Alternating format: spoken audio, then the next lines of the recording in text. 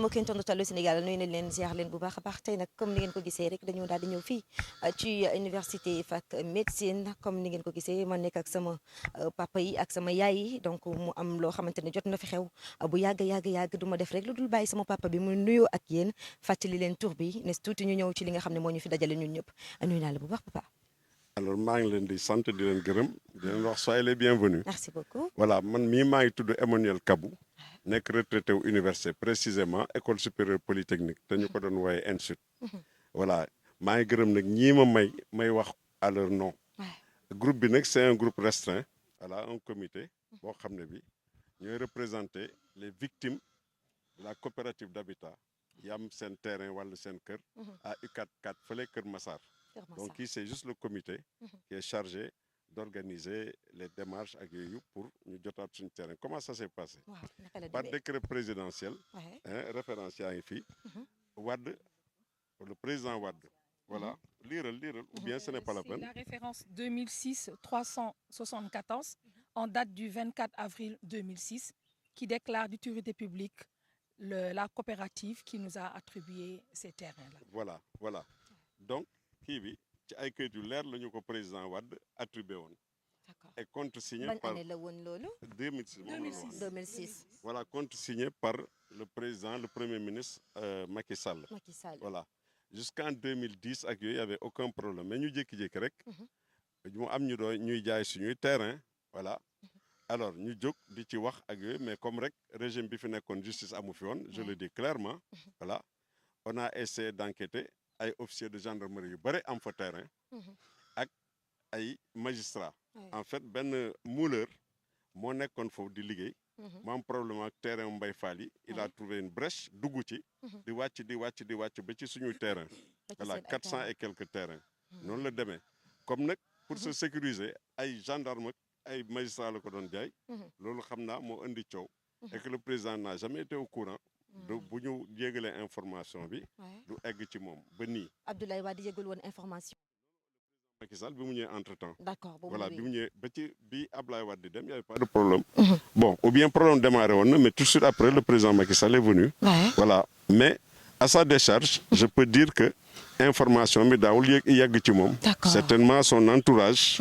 voilà ay gendarme ak ay kéeg yooyu ñoo daan bloqué affaire bi. waaw daaw ko yëg. yow nit ñuy jaay suñu terrain dañu menacé tëj nañ ci sax suñuy doyen ñu nekk fële léegi nag li ma bëgg mu leer. du coopérative mooy wax mais. suñu groupe bi ñu représenté ñun ñii. ce sont les victimes.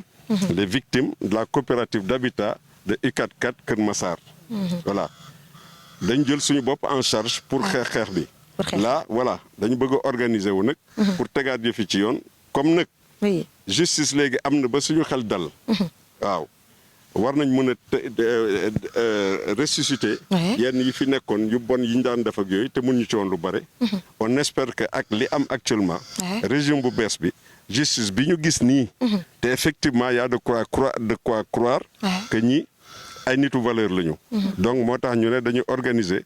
pour tegaat kii bi pour donner une idée ñu bare seen terrain perte nañ seen terrain. ñu bari perte nañ seen ay terrain. perte nañ seen terrain pour le moment. parce que lii dañu ko jëlaat moom. voilà. ñii dañu tabax seen terrain ñii dañ ko occupé nii rek ak yooyu te boo waxee ñu menacé la tëj la noonu la daan demee. tëj nañ ci ñaata personnes. et puis ay doyens ki yoo xam ne dëkk nañ fa ba pare voilà. ci seen ay kër ñoom ñu dëkk fa. ñoom dañ fa dëkk. mais di surveiller suñuy terrain. buñ ci waxee. bandi yooyu boole leen ak gendarmerie. ay gendarmerie tappalekat zone franche. man mii 2 fois menacé nañ ma pour tëj ma ci ay erreur voilà. gendarmerie des gendarmes extrêmement corrompus ay band yu tekkiwul tous ñoo leen daan jox ay xawma ñaata. ñu ñëw di arrêté nit ñi. ak benn procureur bu nekkoon Pikine pour un viol non soit transmis plus pour enquête et arrestation. tëj nañ ci ay doyens yu bëri parce que ñooy les vieux là. seen tort. mooy ils sont sur place. donc ku fa ñëw di bëgg a laal suñuy terrain ñu wax ci. ndax demoon ngeen ci yoon moment boobu. waaw dem nañ ci yoon mais heureusement ñi ci jot a def yoon individuellement. ils ont eu gain de cause mais coopérative bi de manière générale. moo suñu bougé moo tax ñun ñu ne. on va se démarquer de la coopérative. pour créer beneen groupe les victimes de kii de UCAD 4. moo waral ñu taxaw fi au nom de tous ces victimes là. parce que groupe bi ëpp na lii mais là on est là au nom de tous ces victimes. toutes ces victimes donc mën nañu jàpp aussi ni Macky Sall defu ci dara puisque yëgu ko woon. la yëgu ko woon. d'accord à sa décharge moom mën naa wax ne Macky Sall. à sa décharge yëgu ko woon. parce que ay toppalekat des officiers supérieurs de gendarmerie rek ñooñu. ñi ko wër ñoo ko daan nëbb affaire bi. ñëwoon na fi pour inaugurer xaw ma lan à l'université. alors suñu benn représentant soulever affaire bi. nii séance tenante biir salle bi. benn officier supérieur de gendarmerie envoyé ko benn note bu gaaw. ni ko mu arrêté ci. président bi ne bon comme yëf yaa ngi tribunal mënu ci wax te il a raison. lu nekk pendant devant la justice moom du ci wax. voilà rapidement lañ ko informé ne ko bon yëf yaa ngi kii alors que ay tappale la. je crois ne que réew mi ñu nekk ni tappale jeex na fi. voilà tappale jeex na fi moo tax on remet le dossier. sur la table. këyit yëpp a ngi nii kii bu leer la voilà. dem ngeen déposer plainte collective. non dafa déposer guñu plainte. on s'organise comme ni mu la ko waxee comité bi. on est là pour voir comment naka la ñuy organiser dégager benn stratégie quoi. voilà j'ai oublié de faire face à la caméra. dégager benn stratégie. pour mën a organiser loolu yëpp bu ci dem. Tribunal jotee porter plainte jotee on le fera aussi. mais pour le moment dañu bëgg opinion publique bi. xam ne ñun on a été lésés. voilà te ay pères de famille lañu ay mères de famille ak yooyu yëpp nous avons été lésés. te nag comme léegi justice am na ba ñu gëm ne justice am na. moo tax ñu jël affaire yi teg ko fii mais on a tous les papiers. tous les papiers. voilà ku ci jóg individuellement porter plainte tu as eu gain de cause. mais nag là. te kenn jotu ci terrain joxuñu ci kenn ñi demoon di porter plainte benn ñaar ndax ñoom. si jot nañ seen terrain benn problème bi nag xam nga pour démolition aussi y a une procédure. voilà doo ñëw rek. ne bon delloo nañ ma sama terrain tabax nañ ko dañuy démolir. mais tout ça dafa gudd. maintenant dañu bëgg tous ensemble jóg pour jéem a kii on a tous les papiers qu'il faut. voilà dañu bëgg daal li fu tappale jeex. donc encore une fois groupe restreint bi. c'est juste le comité qui est là pour organiser cette lutte. pour reconquérir nos terrains. voilà moment boobu général Moussa Fall lan la ci woon ci mbir mi aussi. bon ñun nag dañu décidé woon ne duñ ci tudd ay nit. waaye junju comment on le dit en wolof. tey na borom xel xam nga il a été gouverneur du palais. voilà moom général Moussa Fall. voilà donc comme tudd nga ko. tappalekat la. voilà il a été gouverneur du palais ak ay moromam. yëg na lii yëpp mos na menacé sax suñu délégué de quartier bi foofu. daf ko tëjoon. ndax daf ko fekk sama terrain nee na voilà voilà. mu ne moom moo jaay sama terrain. voilà moom général Moussa Fall moo jaay sa terrain. voilà loolu la délégué d'accord mu tëj ko ci une semaine. justement donc yooyu yëpp on a vécu ça man miy wax ak yow 2 fois menacé nañ ma pour yóbbu ma fële. voilà jàllale ma tribunal Pikine jàllale ma Rebeuss. ci ay erreur ay caaxaan. une fois sax benn gendarme tappalekat lire benn texte ne ma xanaa yow jàngoo te ma mën a jàngal généralam. tu te rends compte. donc on a vécu tout ça. donc daal dañ leen a jaay doole jël seen i terrain. loolu rek la tabax ko. voilà dëkk fa la ca des ñu luwee ko. voilà ay mbër di leen tabaxal. ay mbër di leen tabaxal. voilà tabax guddi. boo ñëwee di wax mbër yi kii la. d'ailleurs sax j'ai un article là benn professeur bu faculté science. moo fa demoon fekk fa mbër yi ak band yi. génne pistolet. ani professeur ak pistolet boo taxee dañ ko désarmer rapidement. ay mbër ñoo doon tabax parce que band yi dañuy wut ay mbër. waaw voilà ñu ñëw sécuriser maçon yi di tabax mbër yi wër terrain bi. sa tabax ki dégg naa guddi lañ ko doon tabax. guddi lañ ko doon def léeg-léeg dem nañ ba ci biir sax bëccëg lañ ko doon def de. dimanche xam wut seen mbër nag ñu ñëw sécuriser maçon yi di tabax. ñi ci des mbër yi di sécuriser terrain bi.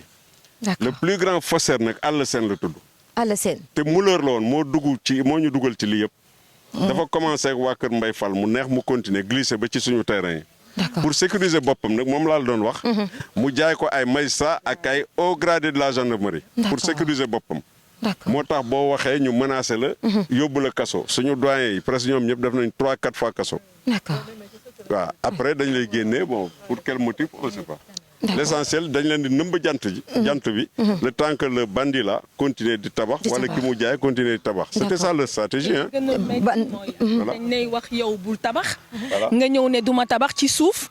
kenn dina ñëw parce qu'il a des connexions au niveau de la gendarmerie ñu ne ko moom na tabax. donc yow temps bi ngay toog naan gëm naa justice ne dina dem moom mi ngi tabax. te tabax bi li si gën a neex mooy dañuy tabax bëccëg ak guddi. yow temps bu ngay normalement tabax war na mun a jël une semaine maa nga tabax mais rakin tak pare nañ ko yow tu n'as que tes yeux pour pleurer boo demee di porter plainte ñu naan la xar bi fii la jaaroon muusi fii la jaaroon vraiment depuis 2006 quand même. Année prochaine ça va faire 20 ans ku ci amoon bébé kooku mu ngay takk jabar te li ci gën a métti mooy dafa amoon suñu ay merom yoo xam ne dañu doon def prêt pour tabax. am na kenn koo xam ne bosam dafa métti benn tey jabar ji def na prêt pour tabax ñëw na mënul tabax te jëkkër ji génn na àddina donc imaginez moom mu def prêt pour tabax tabaxul sàcc nañ terrain te mu ngi fay banque loo xam ne jëriñoo ko. dafa métti ku ko wax ak ku ko waxul dafa métti te ni ci ëpp alalu jirim lañ jël affaire bi jaay doole la. ñun sàcc ñu ko njaalowuñ ko dañ ko doon dagg suñuy salaire période bu métti ci ñun imaginez ñun on avait des salaires yoo xam ne bu kenn wax ñu lay daggal chaque mois 30 000 francs xaw ma 45 000 francs te nga yore njaboot bu bari duñ leen bàyyi ak yàlla nag day yomb torop muñ nañ ko pendant 20 ans fu mu yem neex nañu xam ne que fu ñu toll nii ah baal naa la ak yàlla amatu fi dañoo jóg dañuy fayu li ngeen gis ni nag échantillon la suñu ginnaaw mot nañu 300 personnes. te fi ñu jëm ak ñoom ndox du fa taa. waaw mu métti trop ci yéen way te li gën a métti da ngay ñëw par exemple pour jéem a sécuriser ce terrain nga ñëw ne dinaa ko sécuriser def ko un mur. tu mets un mur kenn day jaar ci kaw ñëw këdd ko daaneel ko tu portes plainte ñu ne la non dañ leen di entendre yow mi nga xam ne yaa moom terrain bi yow la ñuy entendre moom mi nga xam ne mu ñëw sàcc sa alal duñ ko mës a entendre. tu peux rester là-bas ngay dem di ñëw mais duñ ko mës a entendre et li ci gën a métti mooy dañuy bàyyi suñu liggéey dem toogaanu ca terrain ba bu yàggee ñu dàq ñu nañu duñu liggéey vraiment gisuñu ci wéet nañu ci suñu combat. soo gisee tey ñoo taxaw fi di wax c'est parce que dañu wéet suñu combat te vraiment ñun ñoo ko moom kenn mayuñu ko. bu ñu ko doon xayma ñaata lay toll. 400 et quelques. 400 et quelques. Le premier lot, c'est 393 plus 65. Voilà. Ça fait 427 terrains, du lu tuuti. donc 400 personnes ñu ngi dund lu mel nii ñu jël seen. non du ñëpp. tabax ci ànd encore am na ñoo xam ne. du ñëpp am na ñu fa dëkk. am na ñu fa dëkk mais ñi fa dëkk nag ils sont pas en sécurité. comme sama collègue bi lu mu ko doon ils sont pas en sécurité parce que yow jàmm ji ñu séq ak ñoom ñoo fa na ngi si mais tey boo ñëwee gis kenn kuy jël terrain wu jàmbur nga woo nit ki ne ko kii jël sa terrain mais kooku dañ koy ñëw dañ koy créer ñaata yoon lañ fa jël suñu ay collègues tëj leen parce que ils ont eu la gentillesse et l'amabilité de dire diw mu ngi jël sa terrain mujj na metti nous on n'est pas en sécurité. fajul dara yoon fajul dara moment boobu. waaw mais sur ça dina fajaat mais bon c'est pas tout ça. il faut reconnaître que temps yi oui man personnellement j'ai eu un problème ak benn tappalekat bu doon bëgg a tabax sama terrain mais bi ma demee Descos Cambérène il faut reconnaître que vraiment j'ai trouvé là des gendarmes très responsables. ci moment bi voilà ci moment bi moo tax ñu am espoir. voilà d'ailleurs de manière générale c'est une parenthèse. le borom tenue yi. actuellement parce que le poisson pourrit par la tête. da ngay circuler sax nekk ci circulation bi policier arrêté la wala kii mais wax ak yu waxu nit. alors qu'il y a quelques mois de cela dañ lay harceler kii parce que au sommet c'est pourri. voilà mais Cambérène vraiment le commandant de justice Diomaye moo baax. ah oui kooku c'est clair mais il y avait pas de justice parce que boo nee baax na wala baaxul dafa fekk il y avait pas de justice c'est extrêmement clair ça. c'est extrêmement clair. de 2021 à 2024 il y avait pas d'État dans ce il y avait pas d'État. Voilà, c'était une bande de délinquants. Et puis, li ci gën a grave des délinquants yuy sol tenue. ak des délinquants yu war a wax justice des juges ak yooyu. C'était ça le problème du Sénégal. Mais le poisson pourrit par la tête. Et vous avez dû constater que les gendarmes, les policiers, ils sont même plus corrects que temps il est passé. Voilà. Donc le problème c'est là, c'est ça. D'accord. ñun nag lii dañ ciy continuer. Voilà. Ngay lancé. Voilà fi mu nekk nii. appel bi may lancé mooy. affaire foncier bi ñu ngi koy wax à un niveau au niveau national ak yooyu. ñu ngi dégg li autorité di wax. c'est encourageant. mais ñun nañu xam ne on ira jusqu'au bout. voilà et comme elle l'a dit là nous sommes des centaines. on ira jusqu'au bout. léegi yëfu toppale moo war a jeex dans ce pays là. et tout le monde y gagne. voilà parce que chaque peuple a son génie. mais il faut créer les conditions d'éclosion du génie du peuple. Et la première condition, c'est la justice et l'équité. Si ces gens-là le comprennent, ils auront tout compris. Voilà. Chaque peuple a son génie, mais créer les conditions. La première condition, c'est la justice sociale. Gannaaw dajaloo bi aussi kañ ngeen opté pour dem déposer seen plainte. Non, pour le moment. dañuy dajale ñëpp après waxtaan nag ci ban avocat la ñuy kii ak affaire yooyu yëpp. avocat bi nag bu boobaa moom mooy xam naka lay doxalee ku mu war a convoqué lu mu convoqué lu la suñu responsable coopérative yi keneen ak keneen képp ku ci tax moom je crois mais pour le moment yeggaguñu foofu voilà on est en train de s'organiser voilà Aïcha am na solo bu baax Tati oui Aïcha Aïcha Aminata Seck Tata Aminata voilà defal na ma benn ba pare. Aïcha Tata Aminata tey ban yëg-yëg nga am yëg-yëg bu kii daal kontaan parce que su ma yemoon ni université def naa fi 40 ans nekk fi liggéey teene yi nag ñu dem bay bëgg a retraité ñu am amabilité octroyé ñu ko ñu war ci dëkkal suñu ay doom ñu jël ko di ko bazarder vraiment neexul waaw parce que soo liggéeyee ba kii ñu ba retraité ñu jox la ay terrain nga war cee màgget war cee uuf say njaboot ñu jël ko te ay nit ñoo xam ne macha allah yàlla xam doy na daal macha allah ñu ngi ci daal ci bataay bi ñu ngi ci bataay bi tey ban appel ngay lancé gouvernement bu bees bi le président Diomaye son premier ministre Ousmane Sonko am yaakaar si ñoom am yaakaar macha allah parce que gis nañu ñuy def li ñuy def nag ñu ngi ñaan mu gën a continuer waaw ñu gën a góorgóor rek ñu jàppale ndax ñun mag ñi sax si lañ bokk léegi bokkuñu xale yi doon daw mais ñun mag ñi sax ñu ngi daw waaw yal na leen yàlla jàppale li ñu yaakaar ci ñoom yal na ko yàlla def waaw loolu la ñu ñaan Aïcha jërëjëf jërëjëf Aïcha Lamine man li may wax rek moom sama collègue bi waxoon na ko ba pare man li may wax rek c'est que c'est vrai que ñun yàgg nañ di liggéey université et boobu ba léegi on a des terrains depuis 2006 mais on a que les papiers le terrain on les a sur le papier on a notre argent mais on n'a pas vu de terrain et qu'il est temps qu'on essaie de rétablir la vérité et vraiment je pense que ce serait une bonne chose de rendre aux propriétaires leur terrain parce qu'après tout on a économisé pendant des années pour ça donc bon j'espère que ça va aboutir cette fois-ci noonu rek laa si wax merci beaucoup jërëjëf Aïcha man daal li may wax yëpp mooy ku ñuy jàppal daal nañu jàppal Alé Sène man dinaa tudd turam mbaaw la dëkk am Aïcha ñu xool caméra bi mbaaw la dëkk am biram Tëngéej Alé Sène la tudd moom mooy sàcc bu mag bi foofu yëpp moo ko sàcc waaw te mulkat kese la woon waaye fi mu nekk nii am na lu nekk ci suñ terrain yi te du mos a taxaw tribunal comparaître boo demee day taxawaal ci tribunal bi avocat mooy taxaw moom muy taxawaalu Bassirou Gueye di ko couvrir ancien procureur dafa mel ni sax demoon ngeen ñu ni leen documents yi dafa réer ak yooyu man mii maa demoon déposé dem bureau Bassirou Gueye mu laajte sama kii mu joxe numéro dossier bi pour ñu jëli ko courrier mu oo waa courrier ne leen andi leen ma numéro tel Salimata Diouf ñu ñëw ñu ne ko dossier ba nekku fa ñu ne dossier bi réer na jël sa terrain nga porte plainte ñu ne dossier bi réer na kii monsieur le procureur Alé Sène moom foor na de mu ne ma dossier yëpp Alé Sène la man ko lii yëpp Alé Sène la te Alé Sène kenn du ko jàpp mu ne non bésam moo ñëwagul d'accord moom procureur loolu la ma wax mu ni bésu Alé Sène moo ñëwagul procureur loolu la ma wax d'accord waaw bésam dina egsi Aïcha Moussa Fall nag boobu gouverneur la tëj na Faraso ci suma terrain bi ndax dañ ko fekkoon suma terrain moo benn femme xaw ma nag nu mu demee nee na terrain bi maa ko moom nañ ma delloo suma terrain ba biig ba sànq moom général Moussa Fall boobu gouverneur palais la woon ñu yóbbu ma ba palais xas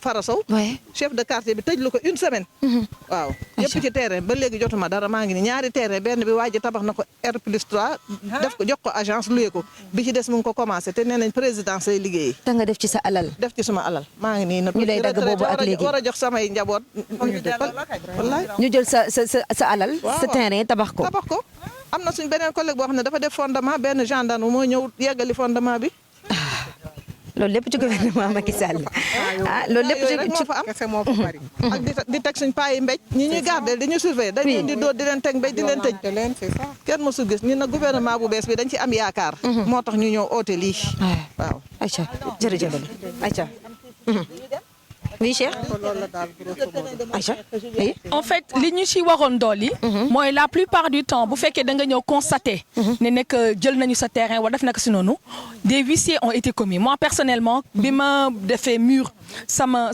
terrain dama ñëw ci guddi gi mu këdd ko nit ki bi mu ko këddee j'ai commis un huissier qui est venu qui a constaté qui a fait des photos et j'ai été porté plainte à la DIC bi ma porté plainte DIC après ma def beneen plainte yóbbu ko Descos ñu léegi nag biñ ma convoqué ñu woo waa ji ne non man dafa am ñu may jàppale gendarmerie donc moom du ñëw wuyu ba biig ba sànq ñëwul wuyu te ma porté ko plainte donc par moment da ngay xaw a découragé sax su fekkee gëmuloo parce que da nga naan man def naa li ma yoon wax parce que tollowuñ si dag ma def damay fayu da ngay def la ñuy wax mais à quoi ça servirait ngay dem def toute cette procédure là te lañ la sant après ça finit dans les tiroirs. loolu nag moo war a jeex. kumba am ndey ak kumba amul ndey moo fi war a jeex. parce que comme je disais tantôt terrain yi dañ ko ñàkk dañu ko jënd kenn mayuñu ko kenn saraxuñ ko. kuñ fi tooñ porté nga plainte dem nga par voie du huissier def lu normal mais lu ñu mënut a comprendre. mooy yow tu fais tout ce qui est normal ba pare boo demee duñ la jox li ñu la war a jox. vraiment. On compte sur ce gouvernement-là, sur ce nouveau régime-là, pour que vraiment cette loi d'injustice mu jeex. parce que ñi ci ëpp suñu biir. dem nañu retraite. yow dem nga retraite loolu nga yaakaar pour dugal fa sa njaboot. ñu nangu ko ci yow jaay la doole boo waxee ñu tëj la kaso dama caabi sa ginnaaw. bu ne tëjul kaso yow sax wala da ngay jël sa tailleur sa maçon yi nga jël. dañuy ñëw embarquer maçon bi. embarquer leen tëj leen. y a des collègues yoo xam ne ils ont été enfermés parce que nanguwuñu maçon bi ñu tëj ko. d'accord. yow boo ñëwee nga ne maçon bi man maa ko yónni woon mu liggéey tax ñu koy tëj. mais yow yaa ko moom. c'est alal la. vraiment ñu ngi leen di ñaax. ngeen xool dossier bi. foncier bi lëmbale na dëkk bi. foncier bi métti na. te nag xam nga lan la ñuy bañ. deret tuuru fa. duñ fa yegg. parce que am na fu ñuy toll. day nekk sama bakken. d'accord. Emma su fekkee am looy doon. oui nous avons tous les documents je laisse la parole à mon collègue Emmanuel. Voilà, les dossiers sont là. Voilà, on a tous les documents relatifs à cette zone-là. Voilà, U44 Kermassar. On a tous les papiers requis. Tous les papiers. C'est que les papiers n'ont de valeur que dans un cadre, dans un système où on respecte la loi. La loi, oui. Des papiers authentiques, ça commence par le décret présidentiel. Le décret présidentiel, c'est un pléonasme d'ailleurs. Le décret signé par le président Abdoulaye Wade et contresigné par son premier ministre de l'époque, Macky Sall. Mais à la décharge de Macky Sall, il n'était jamais informé correctement à cause des officiers de gendarmerie véreux qui étaient là, voilà, qui faisaient de la rétention de l'information, de la désinformation, etc. Ça, à sa décharge, vraiment, il faut le dire. Voilà. Maintenant que actuellement, on a un nouveau régime, on compte sur ce nouveau régime qui a déjà montré des raisons de croire en lui. Parce que, vous voyez, mais pour ceux qui... Bon, on est très sérieux quand même, on ne serait pas là sans papier authentique. Voilà. Donc si on est là, c'est parce qu'on faisait fi des papiers, il n'y avait pas de justice, donc il n'y avait pas raison de nous organiser pour faire quoi. On a essayé de toute façon. Mais aujourd'hui, nous sommes plus déterminés que jamais. Comme l'a dit la collègue, nous sommes plus déterminés aujourd'hui que jamais. Et je pense qu'avec ce nouveau régime, qui nous a déjà montré des dispositions qui nous permettent de croire à la justice, je crois que ce sera réglé, quoi. Inch'Allah. Bon, d'abord informer l'opinion publique. Ensuite, nous organiser concrètement autour d'un avocat pour essayer de voir. Voilà, parce qu'aussi, on ne va pas agir aveuglément. Voilà. On ne peut pas condamner l'attitude des autres qui consistait à ne pas respecter la loi et nous, aujourd'hui, enfreindre la loi. Ce n'est pas possible. Voilà. On fera tout sur la base de papiers authentiques, des papiers légaux, etc. Voilà. Avec l'avis éclairé, les conseils d'un avocat. Conseil d'un avocat. Voilà. Donc c'est de ça qu'il s'agit.